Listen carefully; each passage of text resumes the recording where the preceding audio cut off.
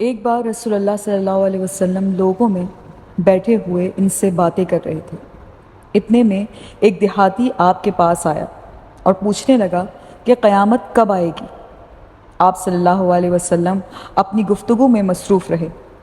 بعض لوگ جو مجلس میں تھے کہنے لگے، آپ صلی اللہ علیہ وسلم نے دیہاتی کی بات سنی لیکن پسند نہیں کی، اور بعض کہنے لگے کہ نہیں، بلکہ آپ نے اس کی بات سنی ہی نہیں۔ جب آپ صلی اللہ علیہ وسلم اپنی باتیں پوری کر چکے کہ آپ صلی اللہ علیہ وسلم نے یوں فرمایا، وہ قیامت کے بارے میں پوچھنے والا کہاں گیا؟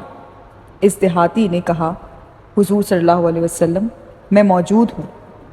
آپ صلی اللہ علیہ وسلم نے فرمایا کہ جب ایمانداری دنیا سے اٹھ جائے تو قیامت قائم ہونے کا انتظار کر۔